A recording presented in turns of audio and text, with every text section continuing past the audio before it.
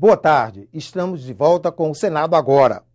Na primeira reunião após o fim da campanha eleitoral, a Comissão de Meio Ambiente e Defesa do Consumidor aprovou 3 projetos, entre eles o que prevê regras mais rígidas para a fabricação e venda de fogos de artifício.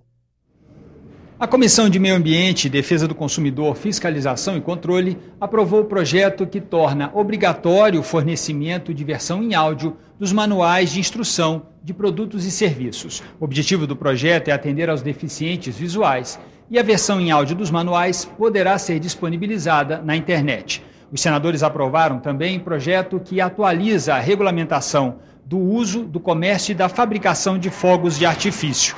Pelo projeto aprovado, fica proibida a venda de fogos de artifício para menores de 18 anos. Foram os 2 casos do ano passado, que na Bolívia, no campo de futebol, que terminou morrendo um torcedor por conta de um artefato desse, e também da Boate Kiss em Santa Maria, que tivemos quase 2 centenas de vítimas. Aí eu fui estudar a legislação e me deparei com uma legislação de 1942, quer dizer, onde a situação era totalmente diferente do que é hoje. E nós fomos então, procuramos nesse projeto disciplinar, primeiro dividir em categorias os fogos, dar responsabilidades em todas as áreas, ao fabricante, aquele que faz a logística, o transporte, aquele que estoca e o comerciante. Procurando, inclusive, registrar determinados tipos de fogos, serão registrados quem é o comprador.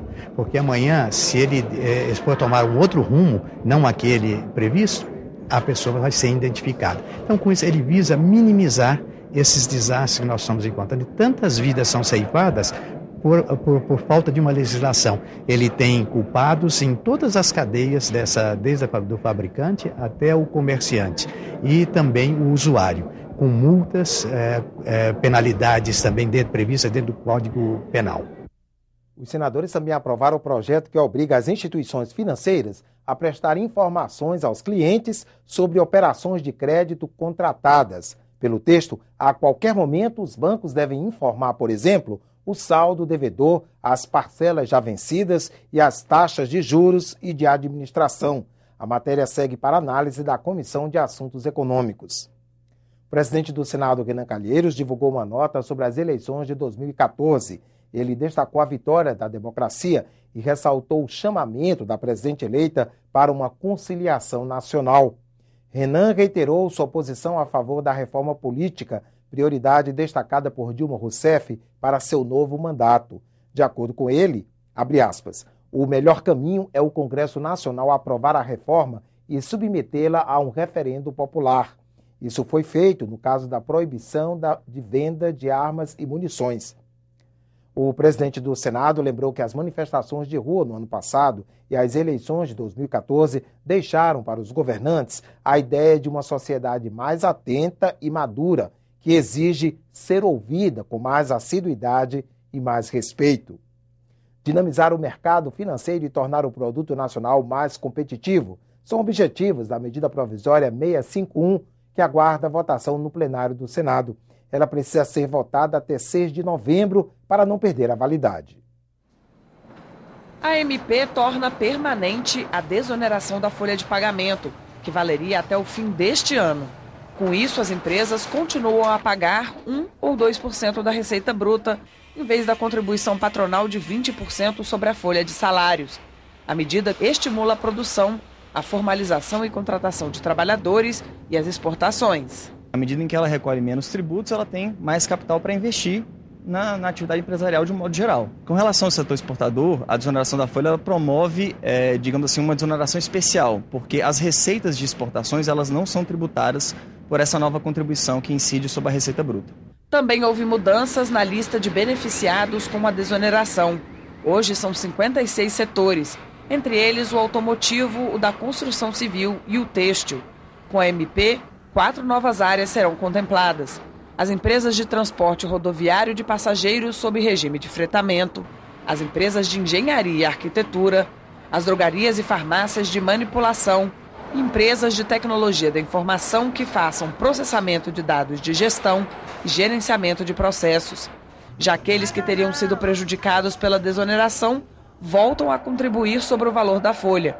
É o caso das empresas que fabricam insumos de padaria e para a indústria têxtil. Mas o mais importante não é só a inclusão de alguns setores, é que antes não havia previsibilidade.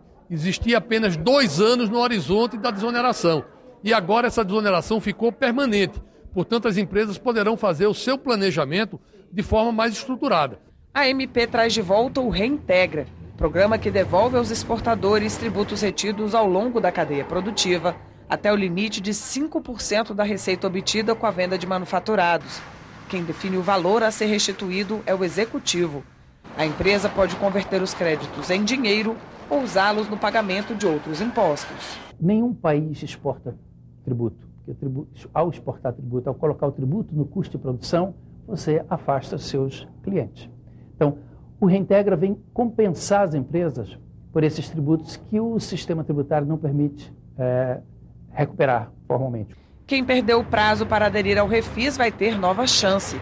Assim que a lei for promulgada, as empresas terão 15 dias para se inscrever no programa e quitar débitos com a Receita, a Procuradoria da Fazenda, além de autarquias e fundações.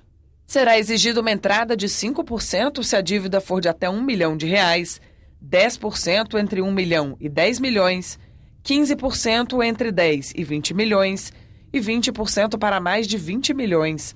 O restante do valor devido poderá ser liquidado em até 180 meses, com redução de multas e juros. Quando ela regulariza essa sua situação, volta a trabalhar num ambiente mais favorável, aumenta a sua produção, eventualmente volta a contratar pessoas e fazer novos investimentos. Ou seja, é positivo, porque, inclusive, no futuro, ela volta a recolher tributos para o fisco.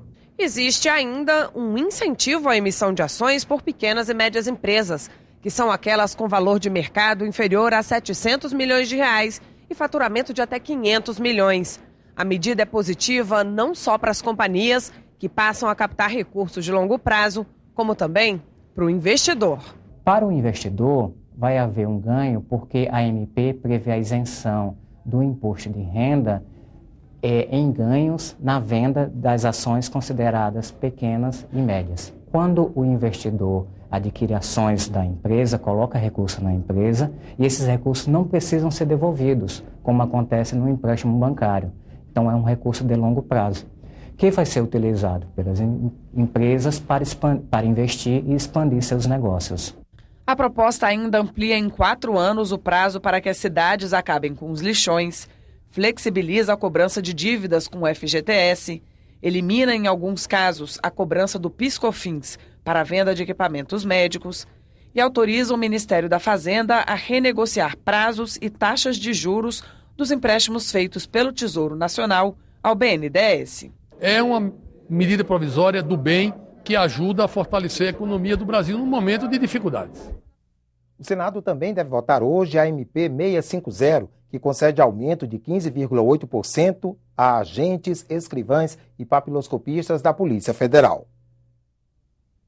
Eu acho que não tem nenhuma polêmica, porque o que se está concedendo nesta medida provisória é um reajuste que já foi concedido para todo o funcionalismo de todos os poderes. Nós temos um acordo com o governo que já foi quebrado com a edição da MP 657. Se a MP 650 também não for aprovada, é mais uma prova de que o governo não está se esforçando o suficiente para aprovação e para a pacificação da Polícia Federal dentro do Ministério da Justiça. O Senado agora fica por aqui. Acompanhe em instantes a sessão plenária deliberativa desta terça-feira. Boa tarde.